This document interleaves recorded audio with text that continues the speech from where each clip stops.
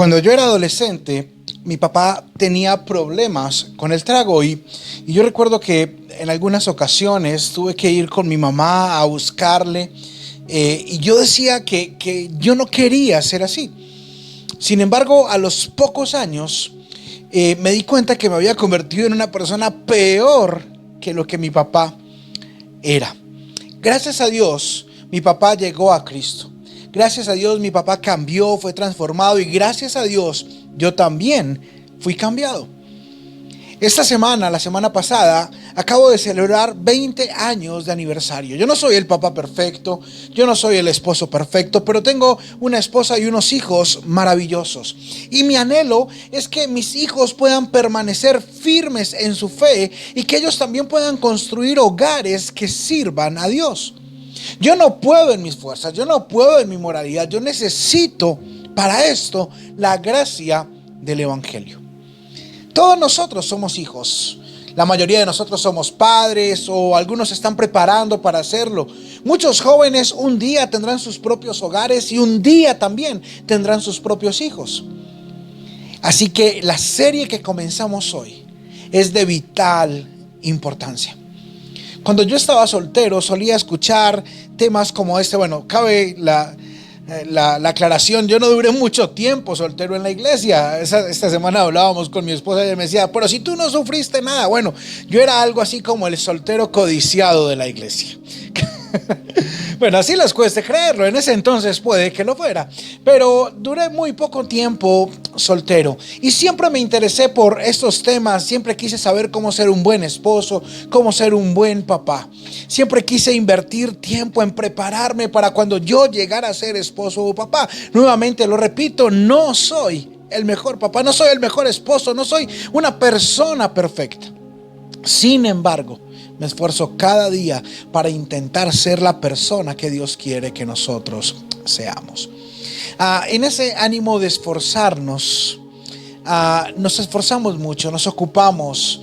Estamos metidos en conexiones de trabajo, en reuniones, estamos atentos de que nuestros hijos estén todos en las clases online. Invertimos mucho tiempo, mucho esfuerzo, mucho dinero para que nuestros hijos sean inteligentes, atléticos, exitosos, bilingües, que sean artísticos. Pero piensa por un momento, ¿qué tal si logramos que ellos sean inteligentes, atléticos, exitosos, bilingües, artísticos, pero perdemos la oportunidad de enseñarles lo que es verdaderamente importante? Mi anhelo es que mis hijos crezcan en la fe, y esa tiene que ser mi prioridad como papá. Que ellos puedan fundamentar su vida en la fe. La pregunta que nos hacemos esta mañana para comenzar esta nueva serie es: ¿qué quiere Dios de nuestros matrimonios? ¿Y qué quiere Dios de nuestros hijos? En Malaquías capítulo 2, en el versículo 15, el profeta hace un llamado de atención y le da claridad al pueblo, y le dice el profeta Malaquías al pueblo de Israel, le dice: ¿no te hizo uno el Señor con tu esposa? En cuerpo, dice, y en espíritu ustedes son de Él. ¿Y qué es lo que Él quiere? Y aclara el profeta Malaquías, o más bien el Señor por medio del profeta Malaquías: de esa unión quiere hijos que vivan para Dios. Por eso guarda tu corazón y permanece fiel a la esposa de tu juventud. De esa unión Él quiere hijos que vivan para Dios. Comenzamos entonces hoy una serie de 6 domingos para aprender cómo construir un legado de fe para nuestros hijos. Pero hoy vamos a enfocarnos en dónde comienza ese legado. Y comienza precisamente en la fe. En la fe. Así que el título de la predicación de hoy es: la fe comienza en casa. Ahora, ¿de qué forma entonces comenzamos? ¿Cómo nos preparamos? ¿Cómo es el asunto? Acompáñenme por favor a Deuteronomio capítulo 6. Y vamos a estudiar este pasaje lentamente el día de hoy. Versículos 5 al 9. Recuerde que estamos leyendo en la Nueva Traducción Viviente. Dice así: ama al Señor tu Dios con todo tu corazón, con toda tu alma y con todas tus fuerzas. Debes comprometerte con todo tu ser a cumplir cada uno de estos mandamientos que hoy te entrego. Repíteselos a tus hijos una y otra vez. Habla de ellos en tus conversaciones, cuando estés en tu casa y cuando vayas por el camino, cuando te acuestes y cuando te levantes. Átalos a tus manos y llévalos sobre la frente como un recordatorio. Escríbelos en los marcos de la entrada de tu casa y sobre las puertas de la ciudad. Ore conmigo en esta mañana. Señor, te damos gracias por tu palabra. Te damos gracias, Señor, porque tu palabra es viva y es eficaz. Porque tu palabra, Señor, guía nuestras vidas. Porque tu palabra, Señor, nos introduce, Señor, en quién eres tú, en cuál es tu voluntad para nosotros. Señor, tu palabra nos llena de fortaleza. Te pedimos, Señor, en esta mañana que tu Espíritu Santo aplique tu palabra a nuestras vidas y que podamos vivir como tú quieres que nosotros vivamos. Yo te quiero pedir de una forma particular, Señor, en esta mañana, que cada uno de nosotros pueda comenzar a construir un legado de fe para sus hijos. En el nombre de Cristo Jesús. Amén. Bueno, nos preguntamos cómo es el asunto. ¿Cómo comenzamos a construir ese legado de fe? Y dijimos que la fe entonces comienza en casa. Ahora, ¿cómo es el asunto de esa relación, de esa fe que tenemos en Dios? Mire, en Deuteronomio capítulo 6, el versículo 5, dice: amarás al Señor tu Dios con todo tu corazón, con toda tu alma y con todas tus fuerzas. Yo creo que nos queda demasiado claro que está hablando a ti y a mí de una forma singular. Está diciendo tu Dios, tu corazón, tu alma, tus fuerzas. Es algo personal y singular. La pregunta no es si tus hijos tienen o tendrán una relación con Dios. La verdadera pregunta esta mañana es: ¿tienes tú una relación con Dios? ¿Es Dios tu Dios? Y eso es previo incluso a la estructuración de un matrimonio. Cuando las personas me preguntan acerca de lo que es un matrimonio cristiano, yo a veces me río porque la verdad no sé cómo contestar. La verdad es que me cuesta pensar en un matrimonio cristiano. Yo puedo pensar en un rito cristiano, en una ceremonia cristiana. Pero un matrimonio cristiano es como decir una casa cristiana. No, hay casas donde viven cristianos. Un matrimonio cristiano es un matrimonio donde un hombre y una mujer cristianos se unen porque creen que esa es la voluntad de Dios para ellos. No se trata de una creencia, se trata de ser cristianos. Y esa estructuración personal parte de entender que es un asunto muy personal, que Dios sea nuestro Dios. No es vivir una relación con Dios a través de nuestra pareja. He conocido a muchos hombres que viven la relación con Dios a través de sus esposas. Por alguna razón en nuestra cultura, las mujeres son altamente piadosas y muchos hombres quieren vivir la relación con Dios a través de ellas, a través de lo que ellas oran, a través de la palabra que ellas leen. Ellas son las que van a la iglesia, ellas son las que sirven, porque ellos tienen asuntos más importantes en los que ocuparse. Sin embargo, no podemos vivir nuestra relación con Dios a través de nuestra esposa, ni a través de nuestros hijos, ni siquiera a través de nuestra iglesia. Es tu Dios, no es el Dios del resto de hermanos en la iglesia, es tu Dios. Tenemos que tener una relación personal con Dios, una relación correcta con Dios. Es un asunto que es muy personal. En 2 Corintios capítulo 5, versículo 21, dice el apóstol Pablo: pues Dios hizo que Cristo, quien nunca pecó, fuera la ofrenda por nuestro pecado, para que nosotros pudiéramos entrar en una relación correcta con Dios por medio de Cristo. No está hablando el apóstol Pablo de una relación corporativa. La salvación no es si tú te afilias o asistes a determinada iglesia. La salvación no es si tú eres amigo o hijo de alguien. No, cuando hablamos, préstame atención, cuando hablamos de construir un legado de fe, no estamos hablando de heredar la salvación a nuestros hijos. Es imposible. Dios solo tiene hijos, Dios no tiene nietos. Yo no puedo heredarle la salvación a mis hijos. El hecho de que mis hijos hayan nacido en mi casa, que hayan nacido de un par de padres y hayan sido criados por un par de padres cristianos, no implica que ellos hereden por derecho propio la salvación. Ellos tienen que tomar su decisión personal. Y la labor que tenemos Adriana y yo es enseñar a nuestros hijos, guiarles, educarlos para que un día ellos puedan tomar su decisión personal por Cristo, que ellos puedan tener una relación personal. No pueden tener una relación a través de nosotros. Hay un ejemplo maravilloso en la Biblia, el ejemplo de Ruth y de Noemí. Noemí era una mujer hebrea que se había ido a vivir a la tierra extranjera y allí había perdido a su esposo y a sus hijos y se quedó sola, desamparada en la ruina con sus nueras. Sin embargo, de alguna forma Noemí tuvo que haber modelado su fe, porque en el momento de mayor desesperanza, en el momento de mayor amargura, su nuera tomó su propia decisión por Dios. Su nuera, que no era israelita, que era extranjera, le dijo en Ruth capítulo 1 versículo 16 a Noemí, le dijo: a donde tú vayas, yo iré. Donde quiera que tú vivas, yo viviré.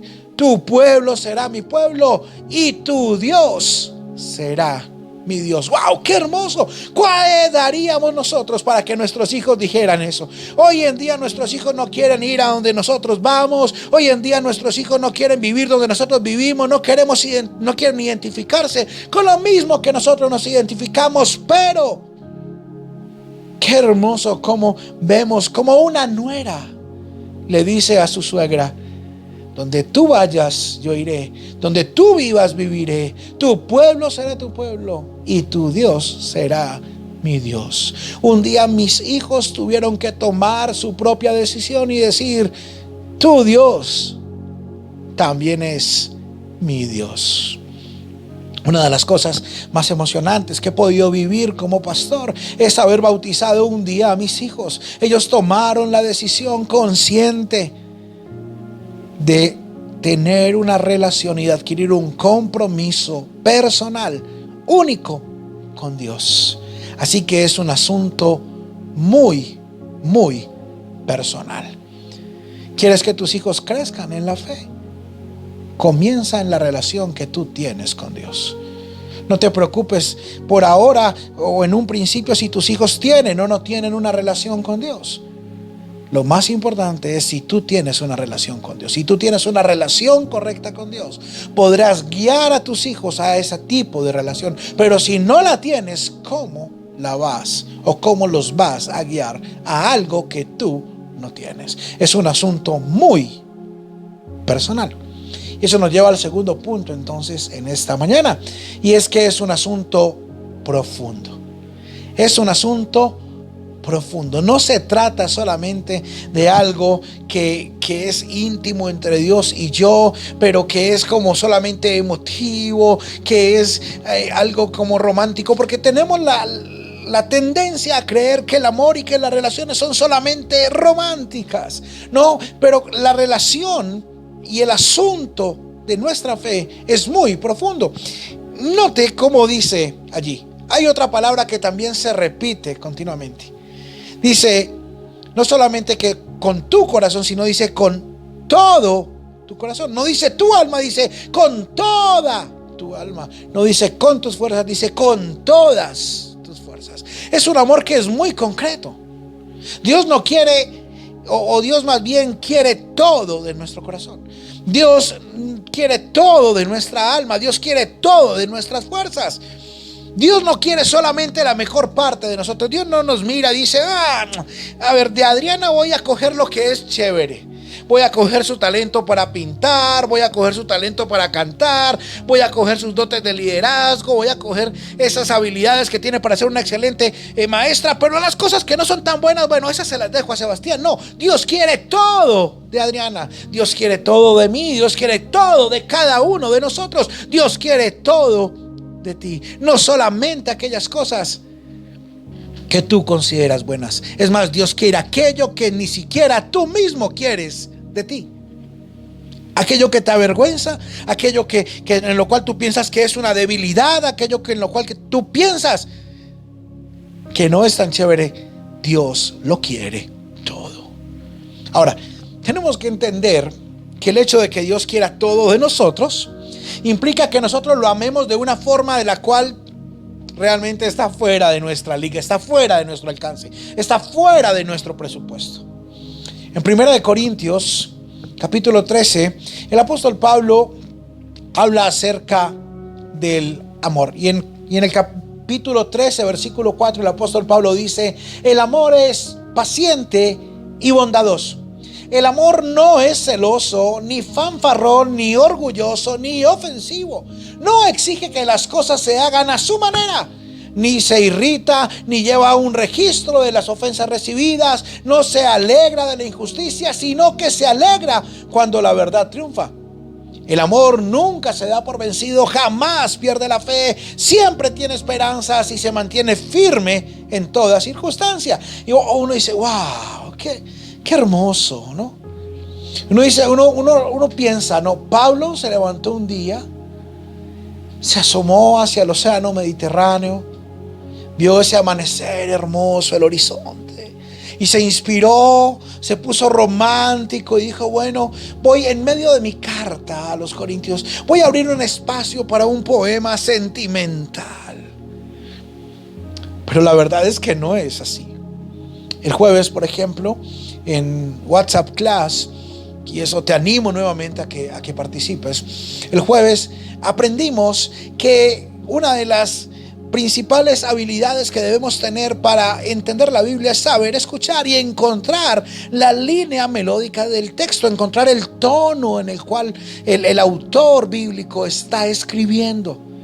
Y si leemos 1 Corintios nos damos cuenta que Pablo está un poco enojado, y lo que en realidad Pablo está haciendo en 1 Corintios capítulo 13 es que Pablo está llamando la atención a los corintios hacia exactamente la clase de amor que ellos no tienen. O sea, Pablo les está describiendo un amor que ellos no tienen. Ahora yo me pregunto, tú y yo tenemos esa clase de amor. Difícil. Tú me preguntas, hey Sebas, ¿tú amas a Adriana con ese amor de 1 Corintios capítulo 13 versículos 4 en adelante? Yo quisiera, pero la verdad, ese amor muchas veces está por fuera de mi presupuesto. A mí, por ejemplo, me gusta que las cosas se hagan a mi manera. Y ahí decía, el verdadero amor no quiere que las cosas se hagan a su propia manera. Y uno dice, Ahora, lo mismo nos sucede con Deuteronomio 6.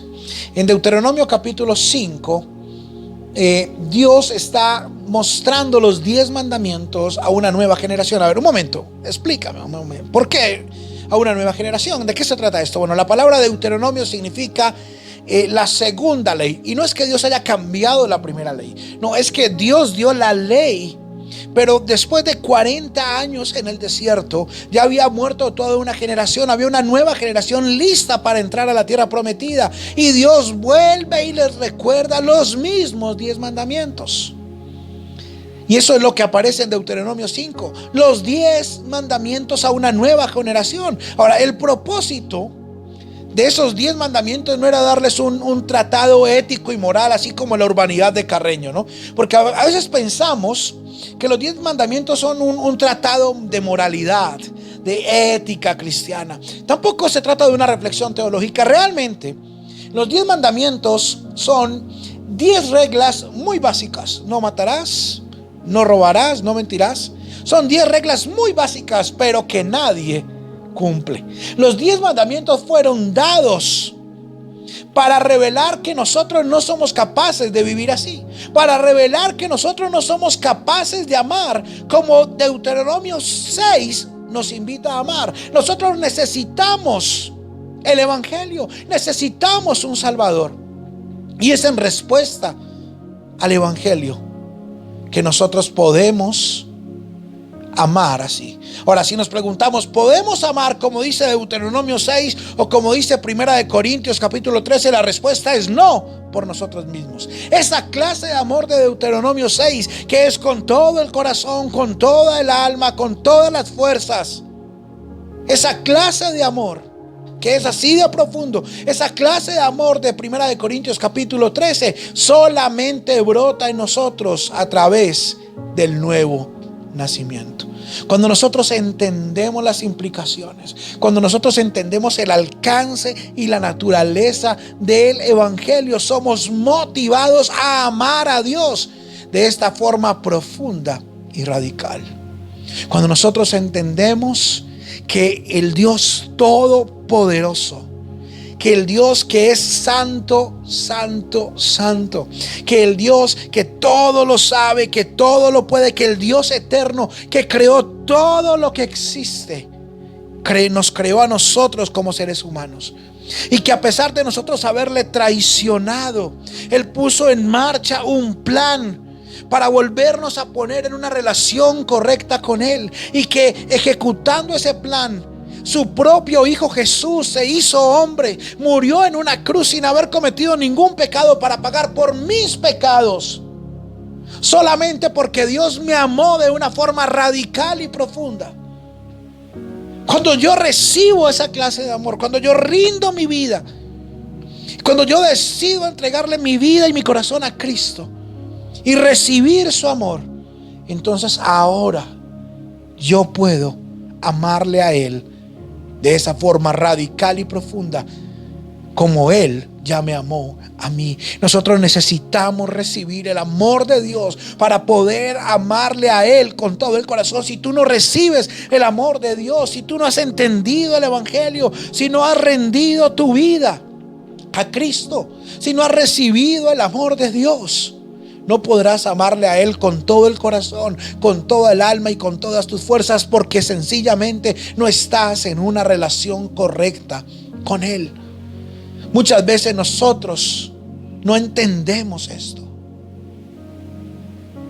pero tú y yo tenemos que entender que de nuestra salvación, que de nuestro nuevo nacimiento, brota esa clase de amor. Ahora, si esa clase de amor no está brotando, si tú no anhelas amar a Dios con todo tu corazón, con toda tu alma, con todas tus fuerzas, si tú no quieres rendir tu vida a Dios, tal vez debes repasar el Evangelio. Tal vez todavía no lo has entendido, tal vez todavía no has nacido de nuevo, porque es un asunto que es muy profundo. Y eso nos lleva al tercer y último punto en esta mañana. Es un asunto que es práctico.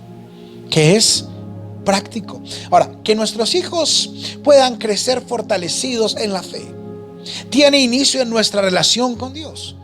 Y esta relación con Dios es un asunto, según hemos visto esta mañana, primero singular, muy personal, ¿cierto? Es también un asunto que es muy profundo porque demanda todo de nosotros, y ese todo de nosotros solamente lo podemos dar cuando hemos entendido el Evangelio.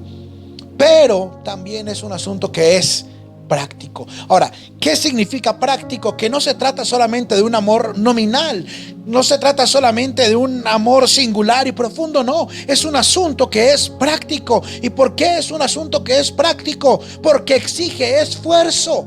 Ahora, cuando habla de fuerza, habla de acciones. Mucha gente dice que ama a Dios. De hecho, casi nadie te va a decir que no ama a Dios, pero la verdad es con qué clase de amor tú amas a Dios.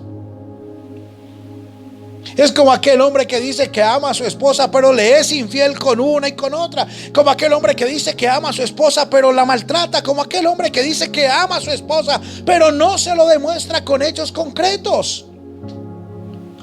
Santiago capítulo 2, versículos 14 al 17, dice el apóstol Santiago: amados hermanos, ¿de qué les sirve a uno decir que tiene fe si no lo demuestra con sus acciones?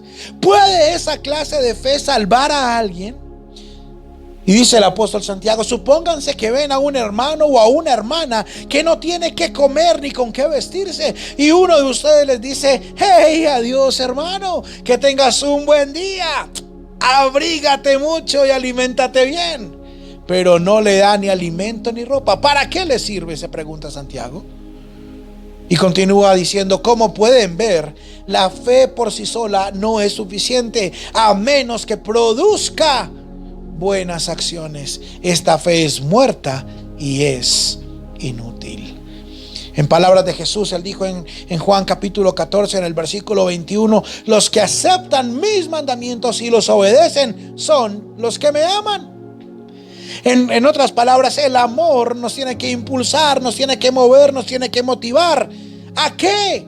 A las buenas acciones. Nos tiene que motivar ¿a qué? A ser muy prácticos, a demostrar con nuestra forma de vida. La gracia nos tiene que impulsar a vivir de esta forma. Ahora, no es que hacemos una cosa o la otra para que Dios nos ame. Nosotros no vamos a la iglesia, no servimos a Dios, no nos animamos unos a otros a seguir a Cristo para que Él nos ame. No, lo hacemos porque Él nos ha amado. Ahora, cuando queremos este asunto de ser prácticos, de demostrar nuestro amor, podemos caer en un error. Yo conozco a muchas personas que van a la iglesia porque aman a su esposo o a su esposa. Entonces, como yo lo amo a él y bueno, quiero tener un buen matrimonio, entonces yo voy a la iglesia por él. O no, hay hombres o mujeres que van a la iglesia porque aman a sus hijos. Entonces quieren que sus hijos se levanten en un ambiente más sano. Y como yo amo a mis hijos, entonces voy a la iglesia. Hay algunas personas que van a la iglesia porque les da pena que uno se los encuentre en la semana o los llame y que no tienen excusa para no haber ido. Eso es un error. Eso sería hacerlo con la motivación incorrecta. Podemos estar idolatrando a nuestra esposa, a nuestros hijos, a nuestra iglesia. Debemos hacer lo que hacemos porque nosotros amamos a Dios. Muchos papás quieren hijos cristianos para que no les den problemas. Quieren hijos cristianos para que no anden en fiestas. Quieren hijos cristianos para que no se emborrachen. Quieren hijos cristianos para que no se embaracen en la adolescencia. Pero ellos mismos, los padres, no quieren ser cristianos. Pero la verdad es que nuestra forma práctica de amar a Dios impactará la vida de nuestros hijos. En Deuteronomio capítulo 6, versículo 6, nos dice que debes comprometerte con todo tu ser a cumplir cada uno de estos mandamientos. ¿Cómo comienza todo? Comienza con una relación que es singular, que es personal, que es profunda, pero que también es práctica. Y es práctica porque dice que tenemos que emplear un esfuerzo. ¿Y en qué nos tenemos que esforzar? Dice: comprométete con todo tu ser. Nuevamente la palabra todo, qué maravilla. Con todo tu ser a cumplir cada uno de estos mandamientos que hoy te entrego. Wow, con todo tu ser, con todo tu corazón, con toda tu alma, con todas tus fuerzas, comprométete a cumplir. O sea, antes de enseñar a nuestros hijos.